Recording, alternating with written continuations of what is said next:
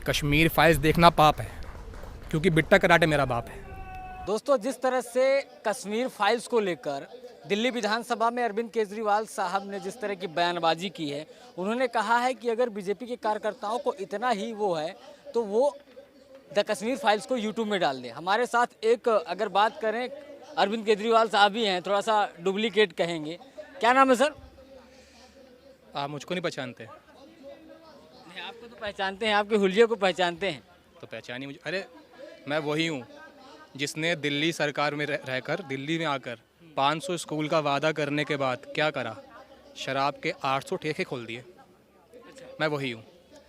जब हिंदू पाकिस्तान से अपनी जान बचाकर भागकर दिल्ली में आए शरण लेने के लिए, उनकी मदद करने के बजाय मैंने क्या करा, मैंने रोहिंग्या घुसपैठी को बसाया, उनको 10,000 रुपये कैश दिया मैंने सबको। मैंने और उसके बावजूद सबको मैंने आधार कार्ड बनवाया, पैन कार्ड बनवाया, उनको मैंने दिल्ली की जनता के टैक्स के पैसों से ना इतना कुछ दिया है, आप सोच भी नहीं सकते। वो हूँ मैं। अगर आपको केजरीवाल साहब ही समझूं तो एक बात, आपने विधानसभा के अंदर फिर ये जो कश्मीरी पंडितों पर ऊपर आधारित जो मूवी है the Kashmir file, tax free क्यों नहीं कर रहे हैं आप? धीरे बोलिए, धीरे बोलिए, कहीं मेरे आका तक ये बात ना पहुँच जाए। अरे इसको मैं टैक्स फ्री कर दूँ, आप यूट्यूब के ऊपर डाल दो, फ्री हो जाएगा। आप क्यों नहीं कर रहे हैं ऐसा? आपने साड़ी की आँख की, नील बटे सन्नाटा आपने फ्री किया। धीरे बोलो, मेरे आकाओं की पिक्चर है, धीरे बोलिए। अरे हाफिज सईद क्या सोचेगा, बिट्टा कराटे क्या सोचेगा, अरे मेरी नानी क्या सोचेगी, वो लोग क्या सोचेंगे जो मुझसे उम्मीद लाकर बैठे हुए हैं कि इस गिरगिट को हमने एक काम सौंपा जिससे वो ठीक से नहीं हुआ।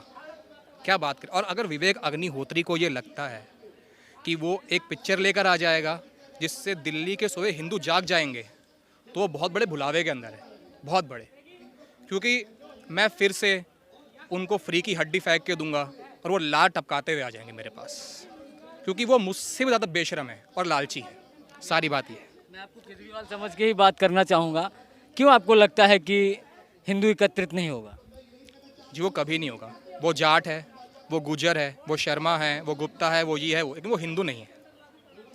वो हिंदू कभी नहीं बन सकता, क्योंकि जब हिंदू ना वोट देता है सिर्फ अपने लिए सोचता है, वो देश के लिए नहीं सोचता। अगर मैं उसको आज बोलूँ कि मैं तुझे फ्री की बिजली दूंगा, पानी दूंगा, और अगर वो मुझे उस चीज़ पे वोट देता है, तो उसका मतलब क्या हुआ कि वो सिर्फ अपने हित के लिए सोच रहा है। अगर वो देश के हित के लिए सोचता तो वो मुझे कभी वोट नहीं देता। कश्मीरी जो द कश्मीर फाइल से आपको डर लग रहा है, इसीलिए आप टैक्स फ्री नहीं कर रहे हैं? मेरे हाथ से पुरानी दिल्ली का पूरा वोट बैंक चला जाएगा साहब, समझिए। मुझे भी घर चलाना होता है।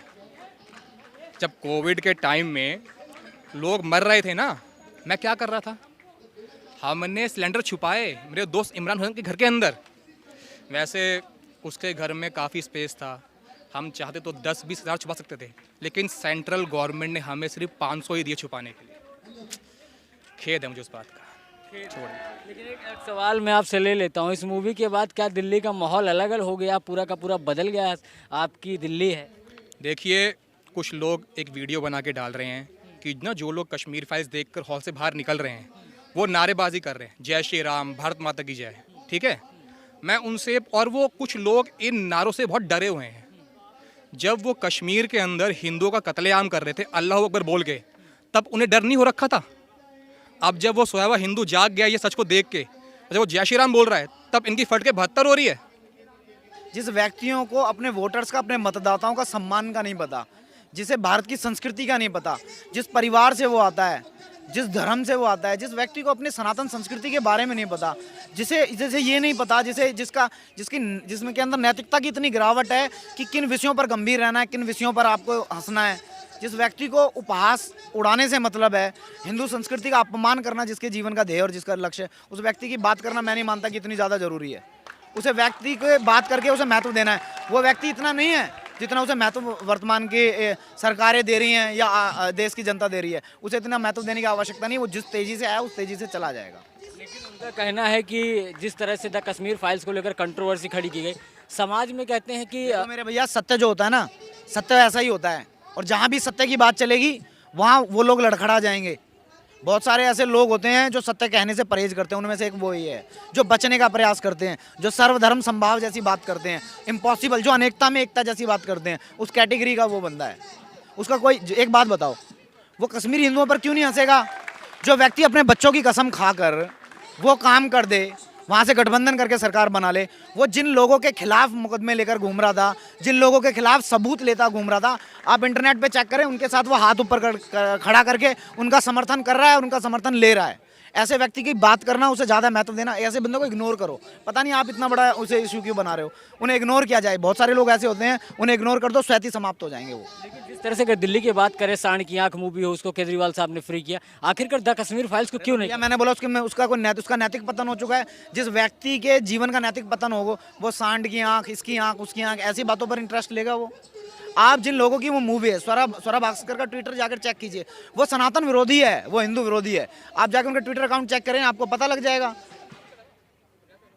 आपको पता लग जाएगा। और समान विचारधारा वाले व्यक्ति एक दूसरे का साथ देते हैं, उसकी भी नैतिकता का पतन है, उसकी भी नैतिकता का पतन है। उन्हें यही पता नहीं है कि जिस भारत भूमि की धरा पर आप रहते हो, इसका सम्मान करना होगा और इस पर हर व्यक्ति का उतना ही बराबरी का अधिकार है।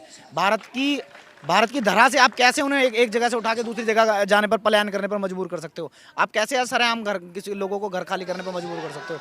अब जो सरकार है, अब मजबूत सरकार है, वो वापसी भी होगी और इन्हें मुंह तोड़ समय आने पर जवाब भी दिया जाएगा। तो कश्मीर फाइल्स को कैसे देखते हैं? बहुत से लोग इसकी सत्यता पर भी सवाल खड़े करते हैं कि फैक्चुअल मूवी। कश्मीर फाइल उन लोगों को जरूर देखनी चाहिए जो किसी कारणवश सनातन संस्कृति से दूर हो गए। उन लोगों को जरूर देखनी चाहिए जो जिनका स्वाध्याय जीरो है, जो बिल्कुल स्वाध्याय नहीं करते, जो बिल्कुल नहीं पढ़ते। उन लोगों को जरूर कश्मीर फाइल देखनी चाहिए। उन लोगों को जरूर देखनी चाहिए जिन्होंने कभी सच्चे इतिहास को जानने की कोशिश नहीं की। लेकिन प्रकाश राज है, कहते हैं अगर कश्मीर फाइल्स बनी है तो गोधरा फाइल्स भी बननी चाहिए, लखीमपुर खीरी फाइल्स भी बननी चाहिए। वो नहीं बननी चाहिए। पहले मोहम्मद बिन कासिम फाइल बननी चाहिए, महमूद गजनबी फाइल बननी चाहिए, मोहम्मद गौरी फाइल बननी चाहिए, अहमद साहब दाली फाइल बननी चाहिए, तैमूर फाइल बननी चाहिए, जहांगीर फाइल बननी चाहिए, औरंगजेब फाइल बननी चाहिए।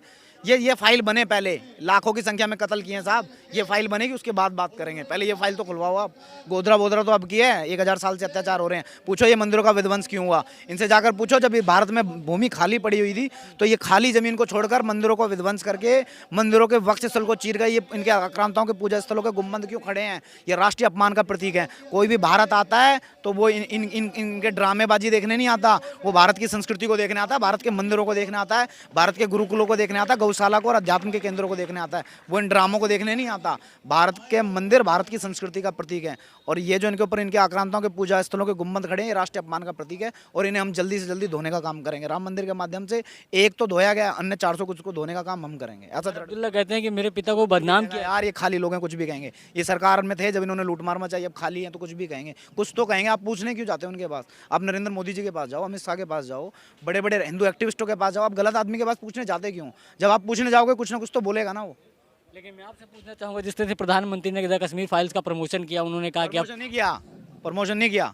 जो सच्चा आदमी होगा वो सत्य के साथ होगा। आप कैसे, नरेंद्र मोदी पूरे देश के प्रधानमंत्री हैं, वो प्रचारक नहीं है किसी मूवी के। लेकिन जो सत्य बात होगी, सत्य के साथ तो आप भी खड़े। आप बताइए वहाँ गलत हुआ था नहीं हुआ था? हुआ। आप बता सकते हैं बेटे? आप बताइए ना, आप भारत की भूमि पर रहते हैं, आप इंग्लैंड से आए हैं, आप भारत से आए हैं ना। गलत हुआ था ना, तो गलत को तो गलत ही कहेंगे। अगर आप सच बोलने के बाद आप प्रचारक बनते हैं तो आप भी प्रचारक हैं, मैं भी प्रचारक हूँ। चलिए, बहुत सारे और लोग हैं, पूछ। क्या नाम है सर? मेरा नाम अरविंद है। कश्मीर फाइल्स में जितनी बड़ी जो कंट्रोवर्सी हुई, कैसे देखते हैं आप? मैं इसको ऐसे देखता हूँ कि ये कल का भारत आज दिखा दिया गया है हमें। जो कल भारत में घटित होना है वो हमें आज दिखा दिया गया है द कश्मीर फाइल के माध्यम से। जो कश्मीर में हुआ था वो अब उत्तर भारत में होगा, फिर तमिलनाडु में होगा, फिर केरल में होगा, बांग्लादेश में हो रहा है। ठीक है जी, तो पूरे भारत में इस तरीके से घटनाएं होंगी। वो बहुत से लोग विरोध कर रहे हैं कि द कश्मीर फाइल्स आ गई है, इससे दो धर्मों के बीच में तनाव पैदा किया जा रहा है। देखो, ये जो दो धर्मों के बीच में तनाव, ये बंटवारा किया, तनाव किया जा रहा है, ये जो सब सफुक है, राजनीतिक है। इन पर खुलकर बहस होनी चाहिए कि क्या कश्मीर में ऐसा हुआ नहीं था और क्या गारंटी है कि आगे ऐसे भारत में नहीं होगा। तो ये सरकार के अपने दायित्व हैं, जो राष्ट्र सुरक्षा सरकार का दायित्व है। क्या वहाँ पर हिंदू सुरक्षित था? पलायन होना राष्ट्र के ऊपर कलंक है, क्या वो कलंकित कार्य वहाँ हुआ नहीं था? बहस इस बात पे होनी चाहिए। कश्मीर फाइल पे बहस ही नहीं चाहिए, वो तो एक आधार बन सकती है एक बहस के लिए। ठीक है जी, लेकिन बहस ये होनी चाहिए कि ऐसी घटना पहले देश में हुई क्यों और आगे नहीं होगी, इसका क्या है? चाहे पलायन किसी का भी हो, हम तो पलायन जो गाँवों से शहरों में पलायन किया जा रहा है उसका विरोध करते हैं। लेकिन जिस तरह से दिल्ली के सीएम अरविंद केजरीवाल पूरे देश में अगर बात करें तो कई जगह इस मूवी को टैक्स फ्री कर दिया गया। केजरीवाल साहब कहते हैं मैं टैक्स फ्री नहीं करूंगा, आपको अगर दिखाना है तो यूट्यूब पे डालिए। कैसे देखती है दिल्ली की अगर जनता की बात करें? मुझे लगता है कि केजरीवाल जी अप्रत्यक्ष रूप से शायद समर्थन कर रहे हैं। वो अगर टैक्स फ्री के लोगों को पैसे क्यों लगे, बिल्कुल फ्री दिखा दें तो किसी भी प्रोडक्शन में ना कुछ खर्चा होता है।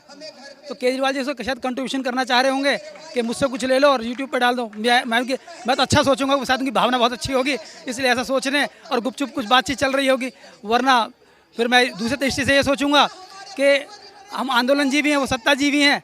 हम अपने तरीके से सोचेंगे, सत्ताजीवी अपने सोचेंगे, उन्हें वो अपने वोट बैंक को मजबूत करने के लिए वो ऐसे बयान कर रहे हैं।